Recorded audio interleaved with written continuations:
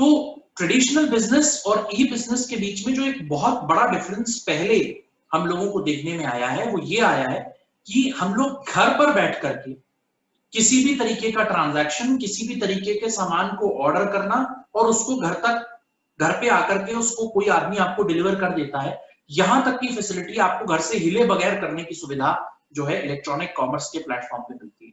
ये सबसे बड़ा बेसिक डिफरेंस है। एक कंप्यूटर या एक स्मार्टफोन के अंदर आप बहुत सारे प्रोडक्ट्स को देख सकते हैं एक एप्लीकेशन के माध्यम से। एक छोटा सा आइकन होता है एप्लीकेशन का, उसको आप खोलिए और उसके अंदर आपको रेंज ऑफ प्रोडक्ट्स, जिस तरीके की वो कंपनी है उस एप्लीकेशन को बनाने वाली, उसमें जो है अलग अलग तरीके के आपको सोर्सेस दिखा देती है कि सामान मिल जाता है। जैसे मैं कुछ एग्जांपल्स देना चाहूंगा। अमेज़न एक ऐसी कंपनी है जिसमें ना सिर्फ ग्रोसरीज मिलती हैं, परचून का सामान मिलता है, बल्कि बहुत सारा और सामान जो आपकी रूटीन लाइफ में इस्तेमाल होता है वो सब मिलता है। जैसे कि कपड़े भी मिलते हैं, आर्टिफिशियल ज्वेलरी मिलती है, जूते मिलते हैं वहां पर, स्कूल से रिलेटेड स्टेशनरी का सामान मिल जाता है, यहां तक कि फर्नीचर मिल जाता है, घर के अंदर का किचन का बहुत सारा सामान मिल जाता है। तो ये एक तरीके से वन स्टॉप शॉप है ऑनलाइन ओवर द इंटरनेट, जो आपको इंफॉर्मेशन प्रोवाइड करती है कि आपको जो चीज अच्छी लगती है आप उसको उसमें देखिए, आपको पसंद आती है उसको ऑर्डर करिए, वहीं पर ऑनलाइन ओवर द इंटरनेट, वहीं पर पेमेंट करिए। अगेन मैंने जो बताया था कि बैंकिंग भी इसमें इलेक्ट्रॉनिक कॉमर्स से कनेक्टेड है। आप वहीं पर ऑनलाइन पेमेंट कर सकते हैं, अपने वॉलेट के थ्रू कर सकते हैं, पेटीएम के थ्रू कर सकते हैं, बैंक अकाउंट के थ्रू कर सकते हैं, एक्सेट्रा एक्सेट्रा। तो ये एक बहुत बड़ा डिफरेंस आ गया ट्रेडिशनल बिजनेस में और ई बिजनेस यानी इलेक्ट्रॉनिक बिजनेस में। अब ट्रेडिशनल बिजनेस की बात करते हैं। क्या होता है ट्रेडिशनल बिजनेस में? आप घर बैठ करके सामान उतना ज्यादा ऑर्डर नहीं कर सकते। आपके आसपास की कोई दुकान है, थोड़ी बड़ी दुकान है, तो आपके कोई लड़का आकर के सामान छोड़ देता है। बट यूजुअली आप क्या करते हैं कि आप फिजिकली वहां पर जाते हैं, उस दुकान में सामान पसंद करते हैं, उसको खरीदते हैं, लेते हैं, बिल पेमेंट करते हैं और वापस आ जाते हैं। राइट? ये पहला एक ट्रेडिशनल बिजनेस के अंदर फीचर है जिसमें आपको करना है। राइट? दूसरी बात यह है कि जो बिजनेस चल रहा है, जहां पर दुकान लगी हुई है, उसको दुकान लगानी पड़ेगी, काउंटर सजाना पड़ेगा, कुछ एडवर्टीजमेंट करना पड़ेगा, लोगों को बताना पड़ेगा कि भाई आपके लोकेलिटी में एक दुकान है, एटसेट्रा एटसेट्रा। ई बिजनेस के अंदर आपको कोई दुकान नहीं लगानी, आपको कोई इस तरीके का काउंटर नहीं बनाना, किसी को काम पे नहीं करना। सीधा काम ये है कि पहली चीज इसमें इंफ्रास्ट्रक्चर की जरूरत होती है। इंफ्रास्ट्रक्चर ट्रेडिशनल बिजनेस में किस तरीके का चाहिए? एक दुकान चाहिए, स्पेस चाहिए, काउंटर चाहिए, 2 लोग चाहिए। जबकि ई बिजनेस के अंदर किस तरीके के एस्टेब्लिशमेंट की जरूरत होती है? आपको सबसे पहले इंटरनेट कनेक्शन चाहिए, स्मार्ट कंप्यूटर्स चाहिए, एक आध इंजीनियर चाहिए जो आपको सॉफ्टवेयर डिजाइन करके दे सके। बहुत सारी कंपनीज छोटी और बड़ी दुनिया में बनी हुई हैं जिनका काम केवल सॉफ्टवेयर बनाकर लोगों को देना है, और सॉफ्टवेयर के बाद एप्लीकेशन बना करके आपको दे दें। वो एप्लीकेशन आप रिलीज करते हैं ऑनलाइन प्लेटफॉर्म्स पर और उसको आप अपने फोन में डाउनलोड करें एज कंज्यूमर और बिजनेस को ऑर्डर करें कि आपको क्या सामान चाहिए। ठीक? तो कई चीजें हैं जो ट्रेडिशनल बिजनेस के अंदर डिफिकल्ट है। जगह ढूंढो, सामान लेकर के आओ, कहां से आप सामान रेगुलरली लाओगे, वहां से सामान सस्ता मिलना चाहिए। ये चीजों के चैलेंजेस ई बिजनेस के अंदर खत्म हो गए, क्योंकि ई बिजनेस के अंदर ज्यादातर चीजें ऑनलाइन है, ज्यादातर चीजें ओवर द इंटरनेट है। जैसे ही ऑर्डर कस्टमर का ऑनलाइन आता है कंपनी के पास, जैसे फॉर एग्जांपल अमेज़न के पास, अमेज़न कोई प्रोडक्ट नहीं बनाती है, कोई मैन्युफैक्चरिंग अमेज़न नहीं करती है। अमेज़न एक भी प्रोडक्ट जो वो बेचती है उसे नहीं बनाती। केवल उसने क्या किया है, बहुत सारे प्रोडक्ट्स बनाने वाले या प्रोडक्ट्स बेचने वाले, या तो उसने इंडस्ट्री से सीधे कांटेक्ट कर लिया है या फिर उसने सीधे ट्रेडिंग करने वाले जो बिजनेसेस हैं उनसे कांटेक्ट किया है, उनको एक जगह पर लाकर खड़ा कर दिया है ऑनलाइन ओवर द इंटरनेट, कि ऑर्डर जनरेट होगा कंज्यूमर के थ्रू, वो अपनी जगह से चल करके सीधे जाएगा और मेरे पास आएगा। मैं उस ऑर्डर को देखूंगा कि ये ऑर्डर किस सेलर के पास जाना चाहिए, किस बिजनेस के पास ये ऑर्डर जाना चाहिए, और उस सेलर के पास में उस ऑर्डर को ऑनलाइन डाइवर्ट कर दूंगा। वो सेलर उस ऑर्डर को देखेगा और अपने वेयर हाउस को ऑर्डर करेगा कि उस सामान को पैक किया जाए। और वो सामान भी ऑनलाइन ऑर्डर जाएगा कि पैक होना है। 2 लोग उस वेयर हाउस में जो पहले से एम्प्लॉयड है वो बैठ करके उसकी पैकिंग करेंगे और उसके बाद उसको ट्रांसपोर्ट कर दिया जाएगा। ट्रांसपोर्ट कंपनी का रोल भी तब आ जाता है जब उसके पास ऑनलाइन एक रिक्विजिशन आ जाती है कि एक्स गेस्ट हाउस के वेयर हाउस के पास चले जाइए, वहां से सामान पिक करके वहां पहुंचा दीजिए और ट्रांसपोर्ट कंपनी जो है in their route they will manage the entire. वो जब सामान छोड़ देगी तो वो इंटरनेट पे एक मैसेज डाल देंगे कि सामान जो है हमने उस लोकेलिटी में डिलीवर कर दिया। वहां से कोई स्कूटर या मोटरसाइकिल पर एक आदमी जो उस कार्ट को मैनेज करता है, जिसको ई कार्ट बोला जाता है, इलेक्ट्रॉनिक कार्ट। कार्ट का मतलब होता है किसी सामान को कैरी करने वाला जो गाड़ी है उसको कार्ट बोलते हैं। आप लोग मॉल्स जाते हैं तो एक छोटी सी आपको गाड़ी दी जाती है बिग बाजार में या कहीं पर सामान के लिए, उसको कार्ट बोलते हैं। तो इलेक्ट्रॉनिक कार्ट बना दिए गए हैं। इलेक्ट्रॉनिक कार्ट क्या है कि वो सीधे जैसे ही ट्रांसपोर्टेशन वाले ने डिलीवर किया, मुझे इंफॉर्मेशन आ गई, मैंने एक बाइक वाला वहां भेज दिया, वो बाइक वाले ने उठाया, वो बाइक वाला भी मोबाइल पे ऑपरेट कर रहा है, उसको भी एप्लीकेशन मिली हुई है अमेजोन की, लेकिन जो आपको मिली हुई है उसका दूसरा पोर्शन उसको मिला हुआ है जिसमें उसको ये दिखाई दे रहा है कि सामान कहाँ कहाँ जा रहा है। अच्छा, वो मेरे वेयर हाउस पे आ गया, अब मैं वहां से पिक करूंगा और आपके घर पर ला करके उस सामान को मैं छोड़। तो ये सारी चीजें इंटरनेट पर कनेक्टेड हैं और लोगों का इन्वॉल्वमेंट कम हो गया है। हालांकि ऐसा नहीं है कि इसकी वजह से कोई ये कहे कि नौकरियां चली गई लोगों की, नहीं। देखिए, सॉफ्टवेयर इंडस्ट्री में काम करने वाले लोगों की नौकरियां बढ़ गई। ई कार्ट में लोग जो हैं जिनके पास बाइक है, कोई और काम नहीं करना आता, पढ़े लिखे कम है, वो बाइक लेकर के अपना सामान डिलीवर करने का काम कर सकते हैं। उनको गूगल मैप दे दिया गया है मोबाइल में, वो सीधे बटन दबाते हैं कि किसके घर जाना है, उनको किसी को उसको ये भी करने की जरूरत नहीं है कि उसको जो है घर नहीं पता। बटन दबाइए, वेयर हाउस से सीधे उस आदमी के घर तक का रास्ता पूरा आपको दिखता रहेगा और गूगल मैप के थ्रू आप यहाँ आ जाए। ओला कैब कैसे आती है आपके घर? आप ऑनलाइन बुक करते हैं, ओला कैब या उबर कैब जो होती है, आप ऑनलाइन बुक करते हैं, उसमें अपनी लोकेशन डालते हैं, कार वाला अपने आप लोकेशन ढूंढता हुआ आपके घर तक आता है और उसके बाद जहां आपको जाना है उस जगह की लोकेशन आपके फोन में और ड्राइवर के फोन में एक जैसी दिखती है, किस रास्ते से वो आपको ले जा रहा है, पूरा रास्ता दिखता है उसका। अगर वो इधर उधर जाने की कोशिश करता है तो आप उसे टोक सकते हैं। तो इतना इंटरनेट के ऊपर सोफिस्टिकेशन आ गया है जिससे ई बिजनेस इनेबल हो गए। पहले क्या होता था, आप अपने घर के पास के टैक्सी स्टैंड चल करके जाते थे, बोलते थे कि भैया एक टैक्सी दे दो, फिर वो बोलता था यहाँ नहीं है, मैं दूसरे स्टैंड से मंगाता हूँ, या आप फोन कर रहे हो, फोन से टैक्सी आ रही है।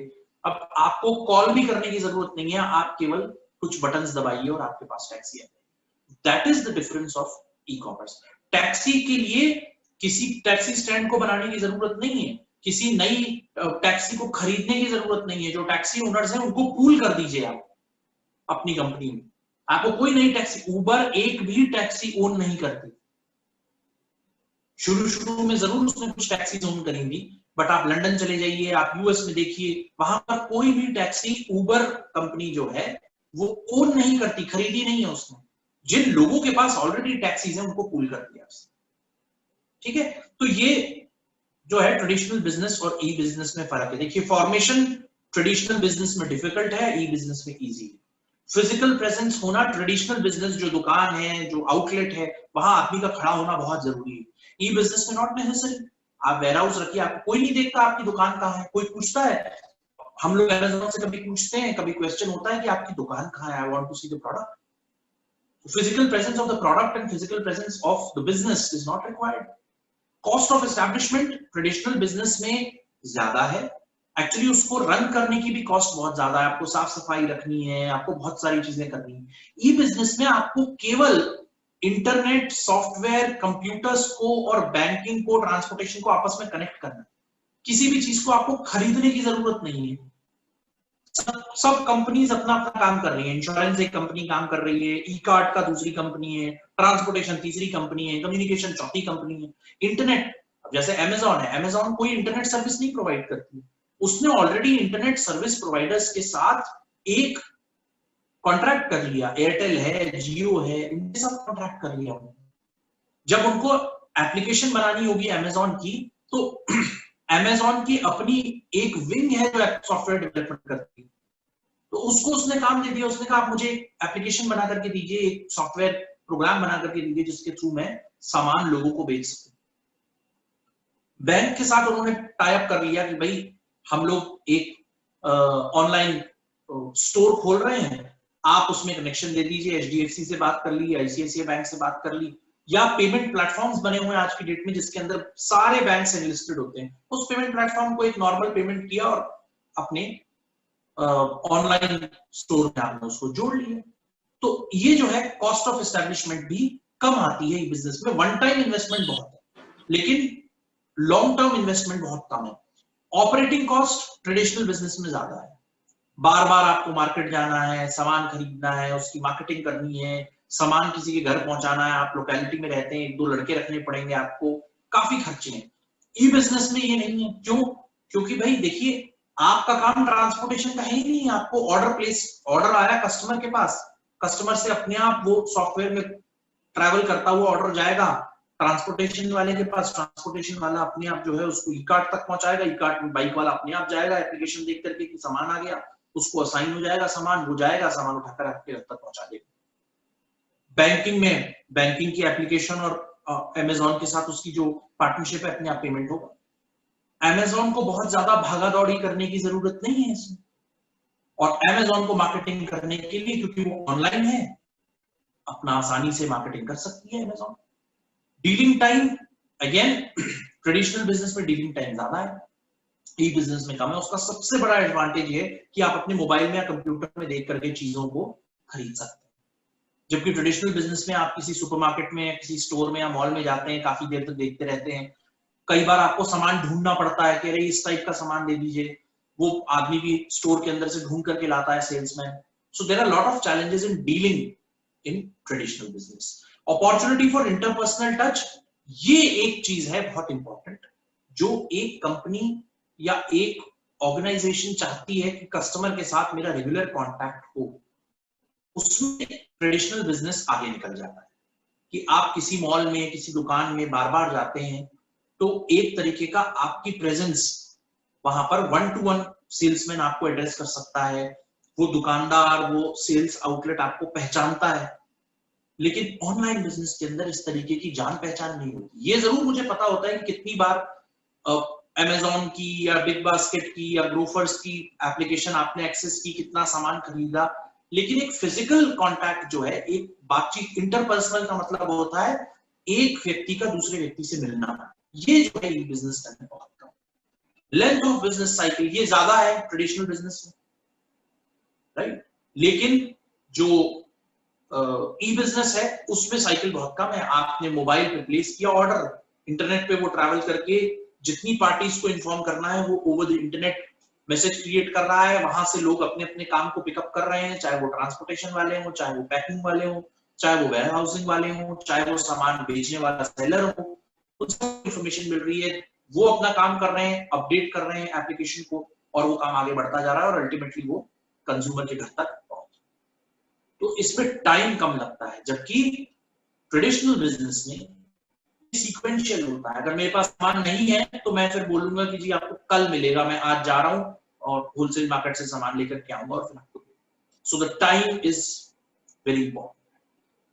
गवर्नमेंट हेल्प, ऐसा नहीं है कि ट्रेडिशनल बिजनेस में गवर्नमेंट कम हेल्प करती है, इसके अंदर बहुत ओपनली लिख दिया गया है, लेकिन गवर्नमेंट हेल्प करती है। आप सेल्फ एम्प्लॉयमेंट चाहते हैं, आप बिजनेस एस्टैब्लिश करना चाहते हैं, अपनी दुकान लगाना चाहते हैं, अपना कोई कारखाना लगाना चाहते हैं, किसी भी तरीके का एस्टैब्लिशमेंट आप ट्रेडिशनल बिजनेस में करना चाहते हैं, तो उसमें गवर्नमेंट हेल्प करती है। लेकिन ई बिजनेस को गवर्नमेंट ज्यादा प्रमोट करती है, ई बिजनेस को गवर्नमेंट ज्यादा प्रायोरिटी देती है, क्योंकि इंडिया का आईटी सेक्टर जो है वो काफी स्ट्रॉन्ग है। सॉफ्टवेयर प्रोग्रामिंग हो, मॉनिटरिंग हो, कंप्लायंस हो, या फिर और किसी तरह टेस्टिंग हो, ये चीजें जो है बहुत बड़े लेवल पर। अब तो एजुकेशन में भी धीरे धीरे करके प्रोग्रामिंग और कोडिंग जैसी चीजें आ गई हैं बहुत छोटे लेवल पर, तो इसमें गवर्नमेंट जो है वो ज्यादा प्रमोट करती है। ग्लोबल रीच, ग्लोबल रीच देखिए, अगर आप इंटरनेट पे हैं तो आप ग्लोबली अवेलेबल हैं। आप लोगों में से बहुत लोग फेसबुक यूज करते होंगे, शायद इंस्टाग्राम यूज करते होंगे, तो अगर आप इंस्टाग्राम पे हैं या फेसबुक पे हैं तो आप आसानी से दुनिया के किसी भी कोने में बैठे किसी आदमी से बात कर सकते हैं बहुत इजीली। बस आपको उसका अकाउंट चाहिए, आपको पता होना चाहिए कि वो आदमी इंस्टाग्राम पे है और आपके पास उसका एड्रेस है।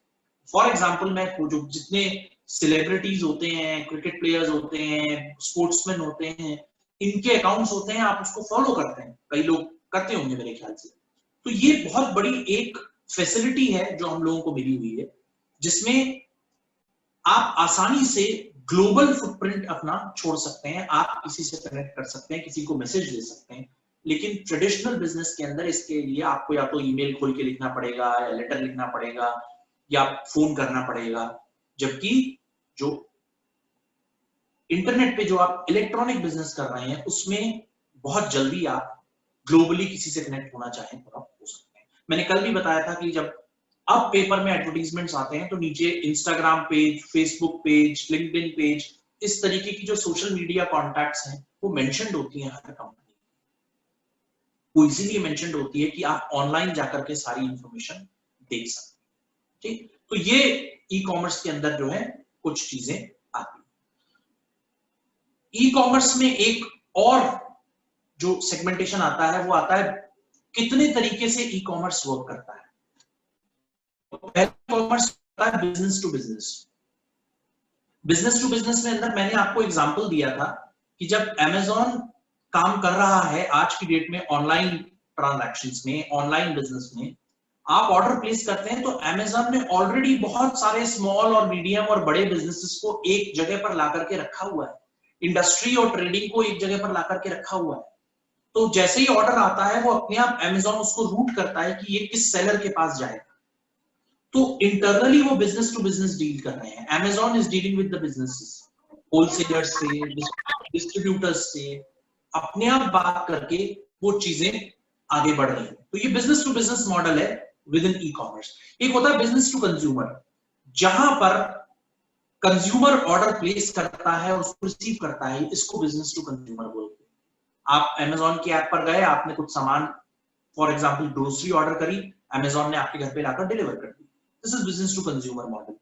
Now consumer to business model क्या होता है ई कॉमर्स के अंदर, जहां पर कंज्यूमर पेमेंट करता है using the payment platform, using Amazon platform for example, उसको आप कंज्यूमर टू बिजनेस बोलते हैं, जहां पर वो पे करता है बिजनेस को। तो एक्चुअल में वो पे किसको करता है? वो पे करता है Amazon को। Amazon के ऊपर से वो पेमेंट ट्रांसफर होती है ऑटोमेटिकली। फिर बिजनेस टू बिजनेस मॉडल आ जाता है जिसमें Amazon उस पैसे को ट्रांसफर करता है उस सेलर को या मैन्युफैक्चरर को जिसने उस प्रोडक्ट को बेचा है। और आपकी जानकारी में ये नहीं है कि मेरे को एक्चुअल में सेलर कौन बेच रहा है, आपको दिखाई नहीं देता। इंफॉर्मेशन मिल जाएगी आपको वेबसाइट पर, बट आपको दिखाई नहीं देता। आपको तो यही पता चलता है Amazon का आया, पैकेट पे Amazon लिखा हुआ होता है। तो ये कंज्यूमर टू बिजनेस मॉडल है। बहुत सारी ऐसी वेबसाइट्स हैं जो consumer to consumer e commerce यानी इलेक्ट्रॉनिक कॉमर्स को इनेबल करती है। और उसका सबसे इजी एग्जांपल है, अगर आप लोगों ने नाम सुना हुआ हो तो OLX और क्विकर करके एक एप्लीकेशन आती है, वेबसाइट आती है, OLX की वेबसाइट आती है। आप घर का अपना यूज्ड सामान जो है वो ऑप्शन कर सकते हैं। आप घर में कोई आपका सामान है जो आपके पास एक्स्ट्रा है, आप यूज नहीं करना चाहते, अब आपके यूज का नहीं, उसको आप फोटो खींचकर उस पर डाल दीजिए, दूसरा कस्टमर आएगा और आपसे खरीद लेगा। You are also a customer, आपका बिजनेस नहीं है। आप सामान, मेरे घर के अंदर अगर कोई फर्नीचर एक्स्ट्रा है, मैं उसको फोटो क्लिक करूंगा, OLX पे डालूंगा, कोई भी आप जैसा आदमी चल करके मेरे पास आएगा कि मुझे पसंद है, नेगोशिएट करेगा प्राइस को और उसके बाद उसको हम लोग बेच देंगे। ठीक, तो ये 4 तरीके के मॉडल्स हैं, business to business, business to consumer, consumer to business और कंज्यूमर टू कंज्यूमर। इस तरह से ये इलेक्ट्रॉनिक बिजनेस, इलेक्ट्रॉनिक कॉमर्स का प्लेटफॉर्म वर्क करता है, जो काफी बड़ा हो चुका है और इंडिया में और ज्यादा तेजी से बढ़ने लगा है। और एक बहुत बड़ी इंडस्ट्री खड़ी हो चुकी है ऑलरेडी, जो ऑनलाइन बिजनेस के अंदर आपको दिखेगी। बहुत सारे प्रोडक्ट्स अभी भी ऑनलाइन बिजनेस में नहीं है, उनको भी ऑनलाइन बिजनेस में लाया जा रहा है। जैसे ज्वेलरी कभी ऑनलाइन बिजनेस में नहीं होती थी, लेकिन एक वेबसाइट है bluestone.com, वो आपको ज्वेलरी घर पे ला करके दिखाएगा, सारा सामान दिखा देगा, आप ट्राई ले लीजिए, नहीं पसंद आए वापस कर दीजिए और उसके बाद वो उसको मिल जाएगा। अगर आपको पसंद आ गया, आप वहीं के वहीं पेमेंट कर दीजिए एप्लीकेशन के थ्रू और ज्वेलरी आपकी हो गई। Jewellery is a very costly precious product, इतनी आसानी से कोई नहीं देना चाहता। तो ये भी एक एग्जांपल है ई कॉमर्स। क्या क्या एडवांटेजेस है, बहुत चॉइस आपको मिलती है, बहुत ज्यादा चॉइस, फोटोज डाल करके, प्रोडक्ट की रेटिंग डाल करके, प्रोडक्ट के फीचर्स, उसका पूरा ब्रोशर, उसकी सर्विसिंग, सारी इंफॉर्मेशन आप इलेक्ट्रॉनिक्स ले लीजिए, चाहे फ्रिज खरीद लीजिए, माइक्रोवेव ओवन्स हैं, एसी है, जूते, कपड़े, फैशनेबल क्लोथ्स, बच्चों के लिए, बड़ों के लिए, I mean there is a range that you can see on different websites. ऐसी वेबसाइट्स भी हैं जिसमें बच्चों के लिए अलग है, जैसे firstcry.com करके एक वेबसाइट है जिसमें बहुत छोटे बच्चों के कपड़े मिलते हैं, बड़े लोगों के कपड़े नहीं मिलते हैं, 7 8 9 साल की उम्र तक के जो छोटे बच्चे होते हैं उनके कपड़े मिलते हैं। ऐसे अमेजोन में सब तरीके के लोगों के लिए हैं, बूढ़े, यंग, हर तरीके का प्रोडक्ट है उनके पास। You ask and they will give you the product, वो गिफ्ट पैक करके भी दे देंगे आपको। तो wider choice, improved customer services, सबसे इंपॉर्टेंट जो कस्टमर सर्विस है वो ये है, कम वक्त में सामान आप तक पहुंचना, और ऐसा सामान आप तक पहुंचता है जो शायद आप मार्केट में जाके बार बार ढूंढेंगे आपको नहीं मिलेगा। आपको लोगों से पूछना पड़ेगा मैं कहां जाऊं, लोग बोलेंगे सदर बाजार जाइए, वो इतने क्राउडेड और क्लटर्ड मार्केट में आप घुसेंगे। उसकी बजाय आप अमेजोन को उसका नाम टाइप करिए, हो सकता है उसके ब्रांड के साथ सारी इंफॉर्मेशन आपको मिल जाए और 2 दिन में वो प्रोडक्ट आप तक पहुंच जाए। आजकल ऐसी सर्विसेज भी होती है कि 2 4 रुपए 50 रुपए एक्स्ट्रा दीजिए, 1 दिन में आपके पास आ जाएगा। Right, quick response to customer needs, quick response, आप इतना तेज रिस्पॉन्स किसी दुकान में किसी जगह आप फोन करके भी नहीं ले सकते। अभी बताता हूं करके फोन काट देता है दुकान। इसमें आप केवल सर्च में टाइप करिए, अगर प्रोडक्ट है तो आपको इमीडिएटली दिखा देगा, नहीं है तो बता देगा no search, no results. Cost saving and price reduction, देखिए बहुत इंपॉर्टेंट चीज है, आप लोग देखते होंगे फ्लिपकार्ट, अमेजॉन बोलता है black Friday sale, end of year cell बोल करके 1 दिन या 2 दिन बहुत सारे इलेक्ट्रॉनिक प्रोडक्ट्स को मार्केट में जो दुकानें खुली हुई हैं उनके प्राइस से बहुत कम पर बेचता है। टीवी बिकते हैं, स्मार्ट टीवी वगैरह, 40,000 का टीवी 25-25,000 में मिल जाता है कुछ लोगों को, इतने कम दाम पर ये बेचते हैं। दूसरा, आपके मार्केट जाने का टाइम, आपके मार्केट जाने का जो खर्चा है, पेट्रोल लगेगा या ऑटो से जाएंगे आप या रिक्शा से जाएंगे, वो सारी कॉस्ट सेव होती है। तो ये एक और बहुत बड़ी कस्टमर को सुविधा है, और कंपनी को क्या सुविधा है कि उसको कोई शोरूम, कोई बड़ा आउटलेट लगा के 50 प्रोडक्ट स्टॉक में रख के या डिस्प्ले पर रखकर दिखा करके कस्टमर को समझा करके बेचने की जरूरत नहीं है। You don't have to spend your energy in explaining customer what is the importance of this product, how does this product work. वो सारी इंफॉर्मेशन कैटलॉग की तरह से आपके सामने एप्लीकेशन में और वेबसाइट में मिलती है। तो ये सब जो है वो बहुत मेजर एडवांटेजेस हैं ई कॉमर्स के, इसको आप लोग एक बार देखिए। इंपॉर्टेंट चैप्टर है, बुक में नहीं है ये, मैं अभी थोड़ी देर में गूगल क्लासरूम पे अपलोड कर दूंगा, आप इसको देख लीजिएगा। ठीक है, किसी को कोई क्वेश्चन पूछना है ई कॉमर्स में तो प्लीज पूछिए। Any questions on e commerce, e business?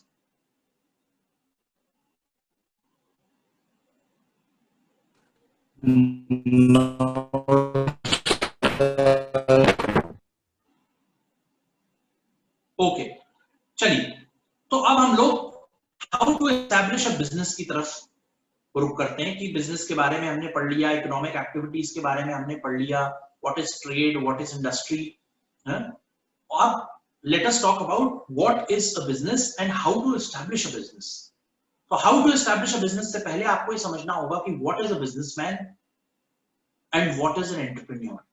ये वर्ड बहुत आपकी लाइफ में आगे आने वाला होगा, शायद प्रिंसिपल मैम भी बहुत बार बोलती हैं what is an entrepreneur, entrepreneur ऐसा होता है, एंटरप्रेन्योर वैसा होता है। तो ये बहुत सारे वर्ड्स आपकी लाइफ में आएंगे।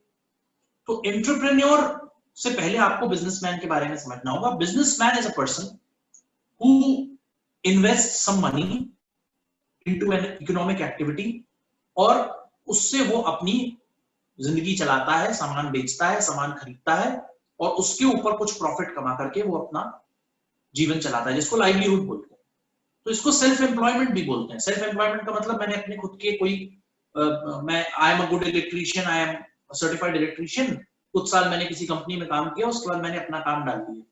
तो अब जितनी नई बिल्डिंग्स बनती हैं, ऑफिसेस बनते हैं, उसमें से कई लोग मेरे को जानते हैं, वो मुझे कॉन्ट्रैक्ट देते हैं, मैं जाता हूँ उनकी नई बिल्डिंग के अंदर सारी वायरिंग, सारा प्लेटिंग करना, उसका अर्थिंग करना, उसके बोर्ड्स लगाना, राइट, फ्यूज, सारा सेटअप मैं करता हूँ उनका इलेक्ट्रिकल, और उसके बाद वो मुझको पेमेंट करते हैं। This is my business, I am a self employed person. ऐसे ही एक दुकान हो सकती है, ऐसे ही यू कैन से कि आप किसी को कंसल्टेंसी देते हैं, आप किसी को एडवाइस करते हैं, तो ये एक सेल्फ एम्प्लॉयमेंट हो गया बिजनेस।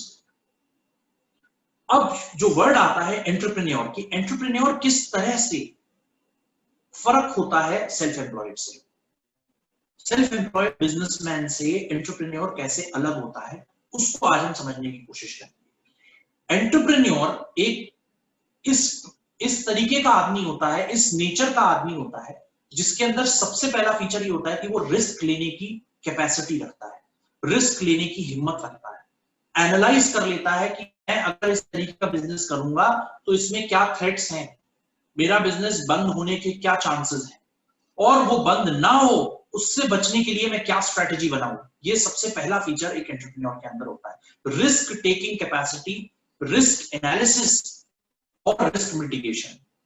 रिस्क का मतलब बिजनेस बंद होने का खतरा, क्या वो चीजें हैं जिससे आपका बिजनेस बंद हो सकता है, इसको वो एनालाइज कर लेता है और उन चीजों के ऊपर वो लगाम लगा देता है, उन चीजों को रोक देता है। कैसे?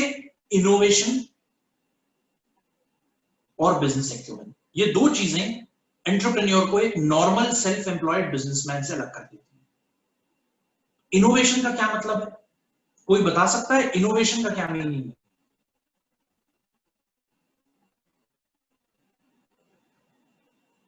बहुत जगह वर्ड यूज होता है, इनोवेटर, इनोवेटर, इनोवेशन, कोई बता सकता है?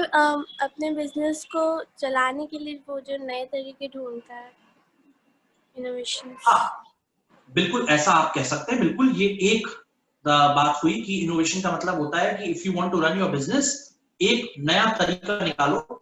जैसे सबसे पहले जब ऑनलाइन बिजनेस शुरू हुआ होगा तो जिसने शुरू किया, ईबे करके एक कंपनी थी और अमेज़न, इन्हीं लोगों का काम था ये। तो इसको जो है एक इनोवेशन माना गया, भाई ये देखो इस तरह से भी आप कस्टमर तक पहुंच सकते। Good example. इनोवेशन का और क्या मतलब होता है, कौन बता सकता है इनोवेशन क्या होता है? एग्जांपल देके बताइए, मीनिंग की जरूरत नहीं है। क्रिएटिविटी। क्या होती है क्रिएटिविटी? अपने आइडियाज रखना, कैसे? नई नई चीजें खोजना, नई नई चीजें खोजना इस क्रिएटिविटी। नई चीज खोजना, नई इन्वेंशन दुनिया को बताना इज डेफिनेटली क्रिएटिविटी। इंटरनेट एक तरीके की क्रिएटिविटी थी जब वो खोजी गई इन late 50s and 60s। Hindustan में तो थी नहीं, खैर बाहर से आई। Internet was one revolution. Innovation क्या है मैं बताता हूं। इंटरनेट जब शुरू में स्टार्ट हुआ तो सब लोगों तक नहीं पहुंच पाया, क्यों? बहुत महंगा था, उसको एस्टैब्लिश करना बहुत मुश्किल था, इंफ्रास्ट्रक्चर कॉस्ट बहुत हाई थी, इंजीनियर्स बहुत कॉस्टली थे। आज कैसे पहुंच गया लोगों तक? इनोवेशन, बने हुए प्रोडक्ट के अंदर ऐसे फीचर्स को डेवलप करना, ऐसी चीजों को लाना जिससे वो आसानी से लोगों तक पहुंच जाए, is innovation. Creativity is creating a new product, bringing an invention to the world. Laser एक टेक्नोलॉजी थी, लेजर एक टेक्नोलॉजी है, सबको पता है लेजर क्या होती है, लाइट की तरह होती है, बीम, राइट? मैंने बहुत ज्यादा फिजिक्स नहीं पढ़ी है, तो वो जो बीम है वो बड़ी यूजफुल होती है और खतरनाक भी होती है।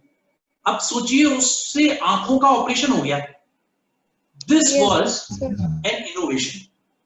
लेजर ऑलरेडी एक इन्वेंटेड प्रोडक्ट है, क्रिएटेड प्रोडक्ट है, क्रिएटिविटी किसी और की थी लेजर। उसको डॉक्टर मनी भौमिक ने, वो पहले साइंटिस्ट थे जिन्होंने लेजर बीम का यूज करके आंखों का ऑपरेशन कर दिया without touching the I, without opening the I. Normally surgery कैसे होती है, आप किसी पार्ट की सर्जरी कराने जाएंगे तो उस पार्ट को खोला जाता है, आंखों का पहले फिजिकल ऑपरेशन होता था, लेजर ऑपरेशन नहीं होता था। आंख पूरी खोली जाती थी, उसके अंदर क्या प्रॉब्लम है देख करके उसको ठीक करके फिर आंख बंद की जाती, सिला जाता था बाकायदा।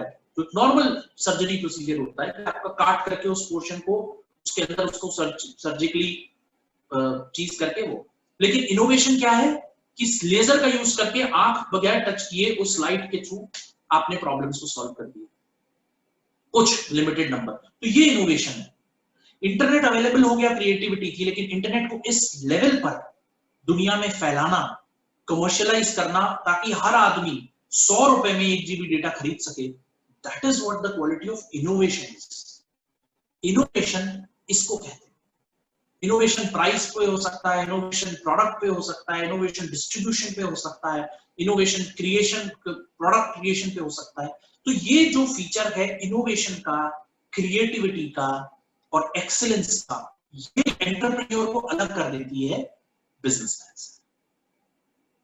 आज मैं अपनी एक दुकान स्टार्ट करूं और कल मेरा ऑर्गेनाइजेशन रिलायंस बन जाए, that is what is called entrepreneurship. अगर आप लोगों को धीरूभाई अंबानी की स्टोरी पता हो, तो वो कपड़े का पूरा एक बंडल बना करके उसको उठा करके ले जा करके बॉम्बे के एक मार्केट में बेचता था।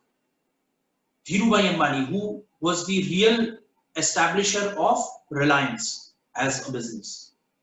उसको देखिए आज दुनिया की तीसरी सबसे बड़ी ऑर्गेनाइजेशन बनाने में कैपिटल सबसे ज्यादा जियो के पास है, रिलायंस जियो जिसको बोलते हैं, मुकेश अंबानी जिसका होता है। उस लेवल पर लाने के लिए वो मेहनत रिस्पॉन्सिबल थी, वो क्रिएटिव थिंकिंग थी। उसने उस कपड़े की पूरी मार्केट को ओपन कर दिया। He started with a cloth business, और उस वक्त क्लॉथ बिजनेस के अंदर लाखों कॉम्पिटिटर्स थे। वो लाखों लोगों के बीच में खड़े होकर के कपड़ा बेचता था, लेकिन what he did, he brought a joint stock company in the country for the first time. एक प्राइवेट आदमी ने, मतलब एक नॉर्मल आदमी ने बगैर सरकारी हेल्प के शेयर्स फ्लोट किए अपनी कंपनी के, लाखों लोगों से कहा कि ये 10-10, 5-5 रुपए के शेयर्स खरीदिए और हम एक बड़ी कंपनी बनाएंगे और इसमें प्रॉफिट कमाएंगे और आपको बांटेंगे। तो ये क्रिएटिव थिंकिंग थी उसमें। अच्छा, दूसरा पॉइंट जो एंटरप्रेन्योरशिप के अंदर बहुत इंपॉर्टेंट है, entrepreneurship is basically the art and science of being entrepreneur. Entrepreneurship क्या है? जो आर्ट एंड साइंस है एक एंटरप्रेन्योर का, उसका जो काम करने का तरीका है, उसको एंटरप्रेन्योरशिप बोलते हैं। एंटरप्रेन्योर जो है वो पर्सन है। तो एंटरप्रेन्योर की दूसरी सबसे बड़ी खूबी जो होती है, जो उसे सेल्फ एम्प्लॉयड बिजनेसमैन से अलग कर देती है, वो है because of his risk taking capacity, risk analysis, creative thinking, innovation, excellence, वो न सिर्फ अपने लिए नौकरी बनाता है बल्कि मल्टीपल जॉब्स क्रिएट करता है इकोनॉमी के अंदर। मल्टीपल जॉब्स क्रिएट करता है इकोनॉमी के अंदर। तो अगर आप टाटास की जर्नी को देखें, जैसे टाटा ग्रुप है 200 साल के करीब पुराना ग्रुप, उनका आज कॉन्ग्लोमरेट देखिए, 136 कंपनीज है उनके पास और हर तरीके के प्रोडक्ट में वो डील करते हैं। लोहा स्टील बनाने से लेकर कार के पुर्जे तक बनाते हैं, वो लोग कपड़ा बनाते हैं, बहुत सारे मल्टी ब्रांड इलेक्ट्रॉनिक्स को एक छत के नीचे वो आपके लिए बेचते हैं। That store is called Croma. तो बहुत सारी चीजें ये लोग करते हैं। आप जियो को देखिए, वो रिटेल में भी है। जियो मार्ट करके एक नई कंपनी खुल गई है, वो आपको ऑनलाइन सामान बेच रहे हैं, जैसे बिग बास्केट अमेज़न बेचता है। उनके पास टेलीकॉम है, जियो का फोन मिलता है, फोन भी मिलता है, कनेक्शन भी मिलता है, ब्रॉडबैंड मिलने लगा है, टीवी आ गया है उसका, इंटरनेट टीवी। तो रिटेल में है जियो। तो अलग अलग तरीके की इंडस्ट्रीज के अंदर जियो की प्रेजेंस है। तो ये कैसे बनी होगी? ये because of the creative thinking, innovation, risk taking capacity.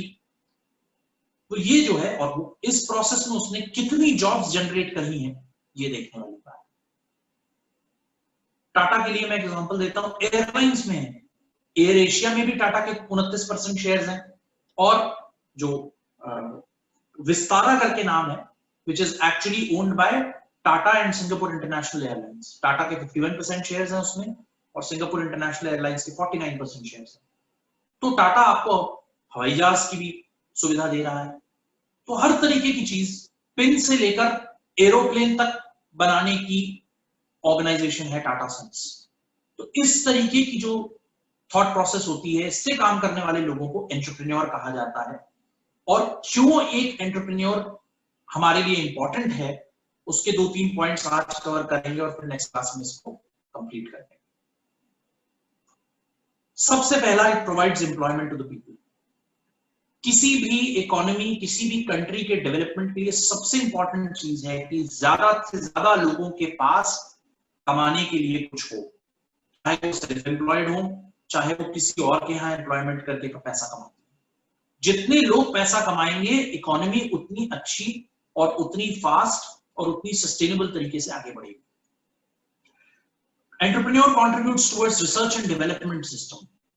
ज्यादातर एंटरप्रेन्योर्स इस बात पर कॉन्सेंट्रेट करते हैं कि रिसर्च और डेवलपमेंट हो, नए तरीके निकले, चाहे वो बने हुए प्रोडक्ट को नए तरीके से यूज करने का या बने हुए प्रोडक्ट के कोई और तरीके हों उनसे काम करने का, या नए तरीके से बिजनेस करने का। रिसर्च एंड डेवलपमेंट पर बहुत फोकस करने की कोशिश करते हैं एंटरप्रेन्योर्स, और ज्यादातर एंटरप्रेन्योर्स की वजह से ही इनोवेशंस होते हैं। माइक्रोसॉफ्ट, आज जो हम लोग सब कंप्यूटर पे काम कर रहे हैं, मोबाइल्स पे काम कर रहे हैं, इसका कॉन्सेप्ट सबसे पहले माइक्रोसॉफ्ट लाया।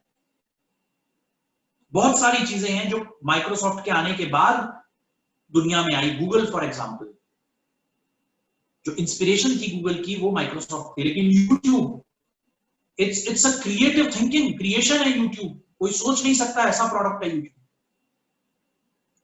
मतलब ऐसा भी है कि यूट्यूब के अंदर बिल्कुल बेकार, रूथलेस, किसी काम की चीज नहीं, वो भी है, और जो बहुत अच्छा है वो भी। तो ये चीजें जो हैं ये एंटरप्रेन्योर प्रोवाइड करता है। Employment, creativity, innovation, well-being and wealth creation for the nation and individuals. तनख्वाह मिलेगी तो आदमी का स्टैंडर्ड ऑफ लिविंग बढ़ेगा। ठीक है, तो ये इंपॉर्टेंस है एंटरप्रेन्योर की। इसको अगली क्लास में हम लोग एस्टैब्लिशमेंट ऑफ बिजनेस की तरफ ले जाएंगे, पढ़ेंगे कैसे एस्टैब्लिशमेंट ऑफ बिजनेस जो है इज इंपॉर्टेंट फॉर अस। ठीक है, चलिए अटेंडेंस